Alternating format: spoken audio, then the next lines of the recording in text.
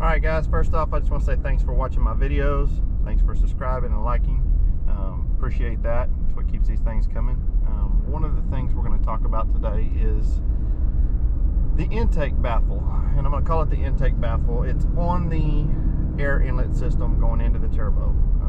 You know, the engineers have done a great job of trying to get these engines as quiet as they can. They've raised the rail pressure. They've done a lot of changes.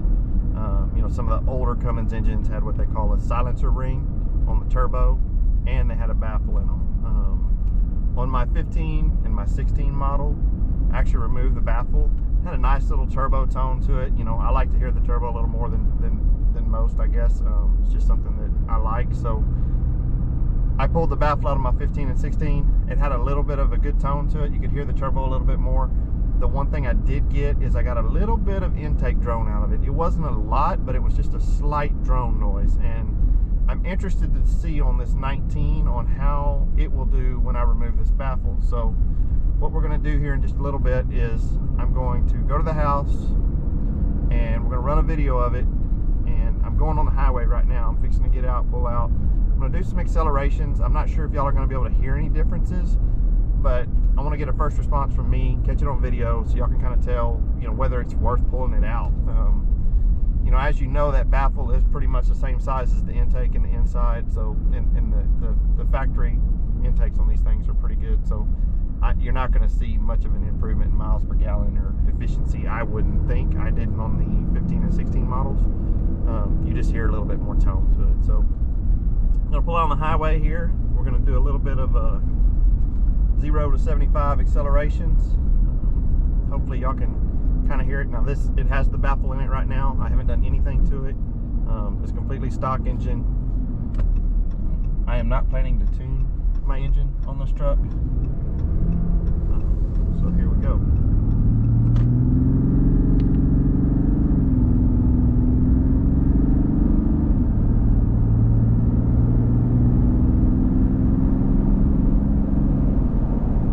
That was a 0 to 75. You could hear it a little bit on the shifts, but man, you can barely hear that turbo. It's just not, it's prevalent, but it's not there. We'll pull over again. We'll get another run on it.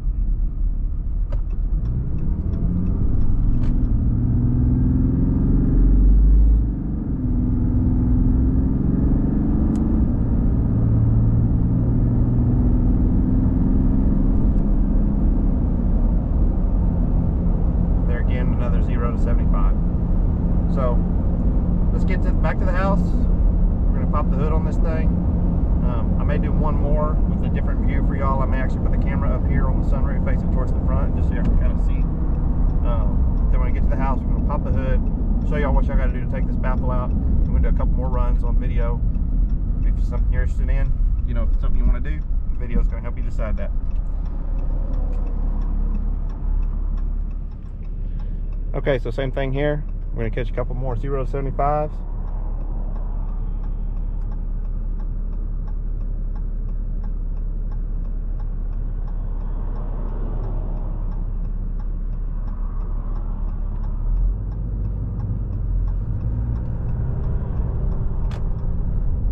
Pull out here to a dead stop.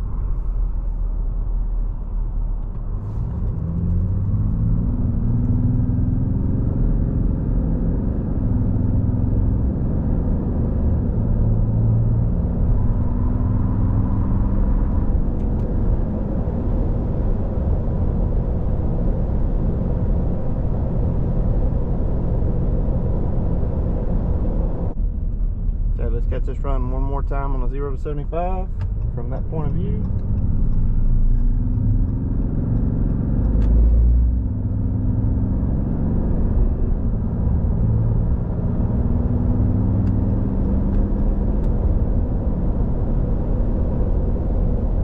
If you look right here, okay. This piece right here is where the baffle is located now. It's got some of these crimp clamps. I'm going to have to cut those and put a standard clamp on it to get that baffle out, which isn't a big deal. I'm going to go get my stuff real quick, start getting this piece pulled off, and we'll get that thing out and see what it looks like. Okay, so I've got the top screw off of this right here. Pull this off the intake. Just loosen that screw up down there on the turbo. Clamp for me. And of course you can see down there, that's the inlet for the turbo. And this is the pipe. It has the baffle in it. I'm gonna stick my camera in here a little bit. I put this in the daylight so I can see a little bit. That's all the baffle is. So, like I said, I gotta take this little canister apart. We'll pull that little baffle out. Go from there. Okay, so all I did was use a cutoff wheel, about as gracefully as I could on the clamp. Okay.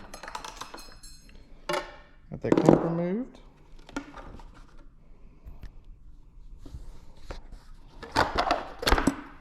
And if you notice right here, when you're taking this apart, there is, sorry,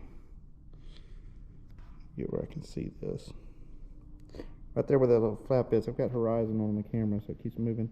There's a little arrow that shows you where it lines up right here with that tab. So, okay. Pull that off.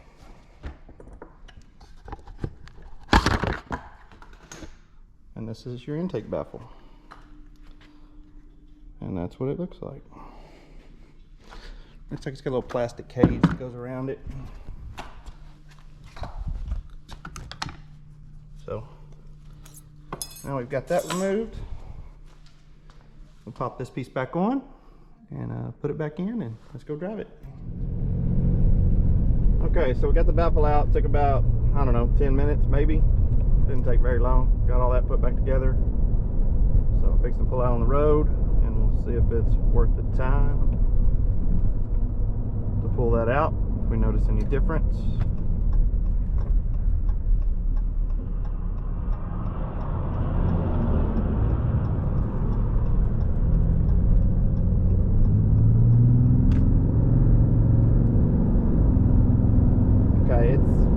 I can hear it.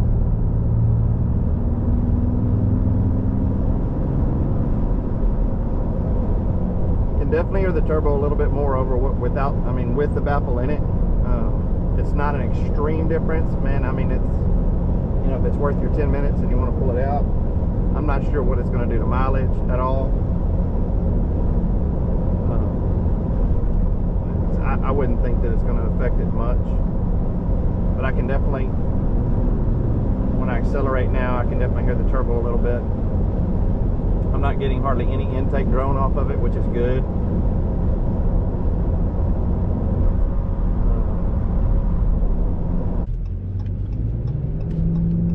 Okay, gonna pull back out again.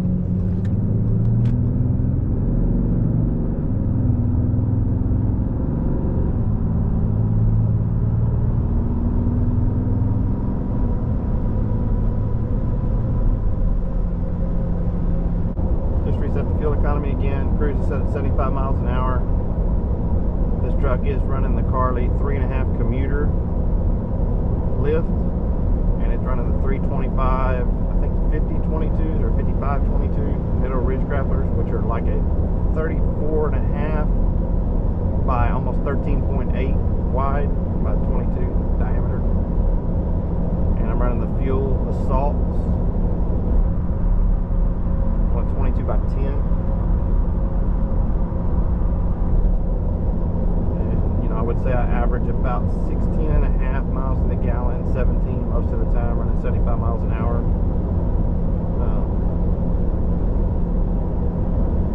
Usually when I check it to the pump, in some of my other videos, we're within a mile to the gallon on most of the fill-ups, within what the display says. So just doing a short run with the baffle out, just to kind of see if there's a difference.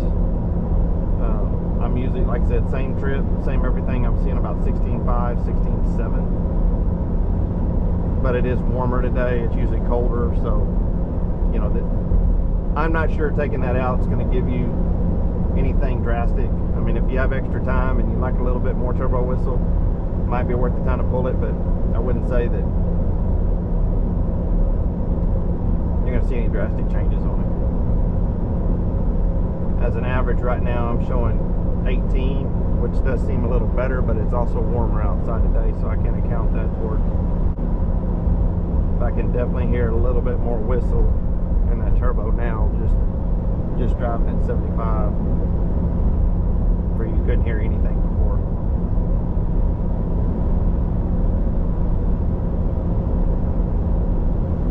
So we're showing pretty flat at 18. Truck this size, wheels, tires, and lift, getting 18 miles to the gallon at 75 is pretty decent. It's one of the reasons I chose this truck, and a lot of people have asked me in my videos, you know, I drive all the trucks, I review all the trucks. There's definitely pros and cons to every one of the vehicles I drive. The one pro that I would say to this truck is the mileage it gets with the lift, wheels, and tires.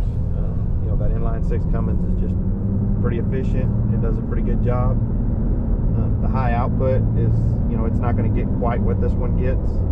My understanding is they put the same larger turbo, the same larger intercooler, all the same parts on this engine. It has a different compression ratio, but they designed this engine for more efficiency, and that's why they kept the horsepower and torque numbers lower on the 3/4 ton than the 1,000 foot-pound of torque that you find on the 1 tons. And in comparison, you know, I've driven the dualies with stock tires. You know, most of those have a 4:10 ratio, and so it's not really apples to apples. I haven't found a single rear wheel with the HO that has a 373 rear end to do a review on yet. We'll be looking for one of those and see if I can find one, just so you can kind of, you know, see real apples to apples, because, you know, driving a dually that's stock and getting, you know, 15.5 to 16 with the HO engine versus driving this truck with the wheels, lift, and tires. I have one video that I made where I drove this truck home from Wisconsin, and, you know, I was averaging about 18.5-19 with the factory tires and wheels and everything. So one of the changes that they made, and I think, you know, this truck, the difference between driving 75 and 85, it actually almost gets better economy driving 85. Used to, the 3/4 tons would come with a standard 342 rear end. There was a time, I guess, from 14 to something, you couldn't get the 373 rear ends. So I think the 373 combo and the 34.5-inch tires is almost exactly, that's my niche where I like to be, you know, to get the fuel efficiency and the power and everything that I'm looking for. You know, I think 410s would still be a little too high for me, but that's just my preference. But overall, I'm not sure this project is going to give you anything that great. It's probably not worth the time. I would tell you if there was a significant difference. So anyway, just a test. Wanted y'all to kind of see how it worked and what was in there. So appreciate you watching the video. If you can hit like down there in the bottom corner and subscribe, I appreciate it. And got some more ideas for some more videos coming up here shortly. I'll try to get those uploaded as soon as possible. Y'all have a good day.